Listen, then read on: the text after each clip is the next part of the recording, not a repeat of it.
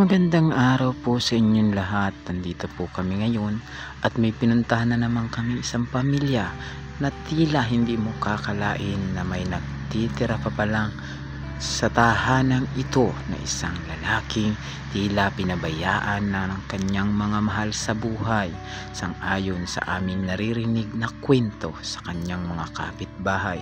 Kalunos-lunos ang sitwasyon ni tatay at ang kanyang bahay halos ay gibana na tila na hindi mo na masisikmura pang tumira sa ganitong klase ng tahanan na kahit kaunting ulan lang ay pwede ka nang mabasa.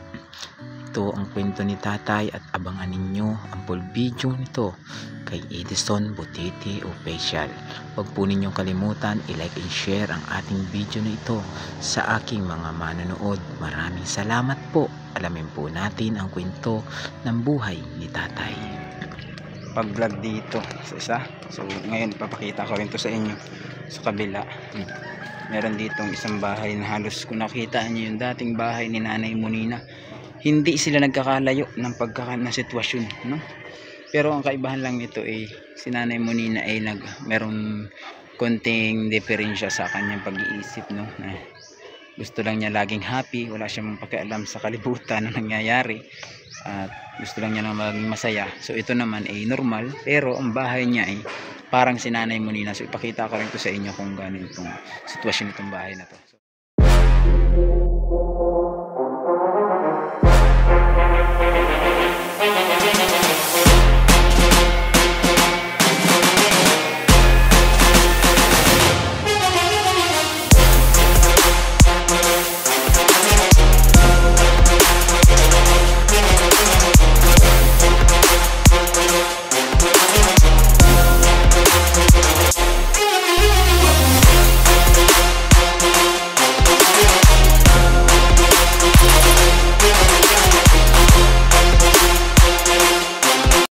So ito mga idol yung bahay ni tatay, oh. Makita naman ninyo, parang si Nanay Monina din. Ayan, oh. Tay, magunsa ka tay? Maglungag ka? Ikaw lang din magpuyo? Luoy ka mga tay. Ano sa manay balay nimo? Oo. Pero may kisame yung bahay mo. Naikisame trapal. Okay, dipinsa sa uwan. Dugay na ni? Dugay na ni. May pila ka tuig na rin balay nimo tay? Siyam ka tuig na ni? Pero kanang magpuyo ka diri, dugay ka na mag-isa? Wa kay uban? May pila ka tuig ka na mag-isa diri? 3 ka tuig. 3 ka tuig ka na mag-isa diri? Asa nang imong asawa? Ang apat na kong asawa, din na namatay. Namatay na tanan? Kanang imong mga anak? Dora ko'y anak. Kalawagangan. Naadiya sa prokte sa Orbo. Patong tuhod. Wala dawog. Asa na ron. Wow. Patay na. 15 pa ito edad. Karon 38 na siya. Nakabalo man siya sa sitwasyon niya diri? Wala. Wala ka ba mo anak tay? Oo, kato sa Manila. Ay na anak ka sa Manila. O si pangalan sa anak sa Manila tay? Sa dito, Renol. Renol. Dinalagan. Kabalo kag asa sa Manila. Wala po ba? Ay balo. Dili siya kabalo rin. Manila. Wala siyang communication sa family ba niya? Ay imo mga igsoon asa di ay. Wala mo ko igsoon. Single naman ko. Pero asa man gid ang imong original na lugar? Probinsya mo, probinsya. Sa unidad ko na tao. Uno dira sa dikta. Tandag, Arasasan. Dara sa tabok ko isal. Ay, Gamot. oo nga. Sa may Arasasan. Taga dire ra na ikadi gid ay. Kadiri, pang amahan ako tinatuanon. Mga dinalagan. Hindi naman ko nagdako aning marbo. Kaya po natiguang. Kapag ko makalaka o mga layo. Parang mga goy. Wala na. Ito anak ko. Doon mas tatay. Libot-libot. Hindi na ako nagpakatiguang.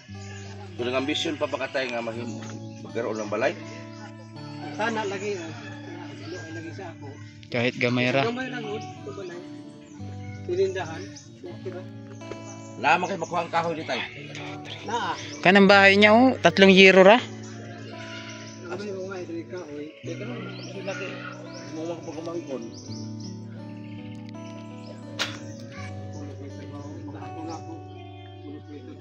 Kasi gamay lang mo na to. Mukhang masudlan ang tubig ni pag magulan ba? Napuno. Kita nyo guys yung kanyang abuhan oh, nakalubog. Naamay bato siya og sabitan pero lubog pa rin kaya pag umulan sigurado puno siya ng tubig. Oh. Pag uwan nga di ko do. Pero karon tay, dili ka nakapag utro ng balay? O gani lang ako gi. Unta na diya kay daan na dito na po postar. Ay, itong sa puno ng lubi na to? Ang kanto. O santol. Oo. Ako lagi dandaan kaya Tapos, grabe yung tan mo oh. Parang yung sin mo, pag pentik rin, nagsugbungan na ba? tarong mga akong balay sa unaw ako madaot dito. Isunog ito yung isunog sa mga sebukir. Biskay naa sila diya. Uwan o tubas. Unsa man ay dahil na sinunog? O gani lagi nga Wala ka kabalo. kubalo. Dili ka na pagtripan na. May natripan akong bayag. Pero okay na lang. Ang Ginoo nagtanaw man sa ako. Tapos, kanang mga, di ba nakaapat na asawa ka? Pila ang naging anak mo sa apat na asawa niyo? Kuan ako sa upat akong asawa. Ilan naging anak mo tanan? 5 tana. Ang uban, walang anak? Wala na. Tawag ito. Tulo. Hoy! Isa pangalan ni Loloy? Mapunta ka muna. Ni tatay, wala nakaalam kung anong kahimtang ni tatay. Wala. Allah. Ang katong lalaki niya. Pero ang katong yang babae, nakaalam to yang babae pero lisuray po kay naisay mga anak. Asa malapit ang anak ni tatay na nas doon? Sa Puros Tres. Portres na lisuray po sila. Wala gihatag bisang bugas sa kilo, duha na. Di makahatag man siya pero tang ilan ra po isa ra ka kilo, 2 kilo na kay anak. Tres ka buo. 13 ka. Basig buhi pa to imong anak tay. Pwede ka iisnog dito, iisnog tapal dito. Pwede ka manawagan tay. Nawagan sa kabalo. Di, manawagan kasi mong anak, imong isulti Makadumdum pa siya yung mga... kumpletong pangalan. Warang kuaman siya ganito. Pila may edad si mong anak tay natog Manila? 15. Insi ulitaw pa di ay. Oh, Pila na katuig sa nawala dire? adugay na. Basta kaya ang edad niya karon 38 na. 38 na. 15 paningikan na unsa oras sila na. Pila kayer. Ay dugay na. Okay na. Pila kayer. 15, May padala kwarta bisang piso. 38, nasa 20 plus years na. Siguro na yung asawa to. Pag Pag lang. kini si tata, sila kauban dito sa Manila pag trabaho. Nila ka si pag ulit ni tata, tulog na kamuk bata. Pila niya. Yung ni tata na, Luy, para lipot si papa ni mga to kaya nagkalisod sila. Wa sila ibalay. Buhay pa ta ako asawa, ikaw pat. Kapat yung asawa. Yan na po mo tayo no. Kaupat po ka na minyo. Dapat nga, Pat, pero, Kapit siya. mga anak niya walang nakan. Anak ni mo, lain-lain ginahan. oo. Tagala man tong inana to sa Manila Romeo.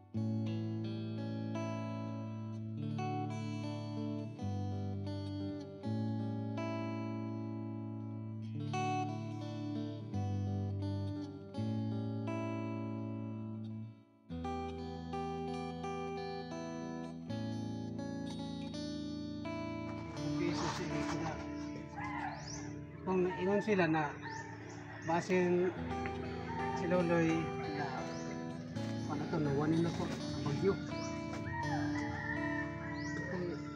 Isa man sa ako gipa Facebook siya. Wa pa yun. Wa man sa cellphone sa ni ni Listen, ko sel. So urban mo ni Loloy no. Oh, utay. Ito pa na ko no. Ikuan sa cellphone, Facebook. Bisa kinsa ka cellphone, ako ipas Facebook. Wala. Missing na ito bata. Siya ro. Ini kalistata nga tulo pa katuig sa Manila ni uli. Kapila pa balik-balik dire. Siya noon. Pumbuhi pa siya nang pabilin siya dito. Yung pakita dire.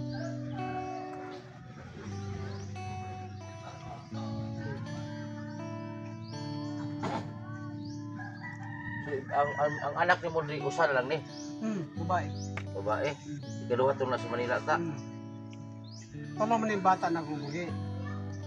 Oh. Di ada standard karon. Kanya, alas lang maghatag po mo. Wala. Wa mo kailan na sa ko.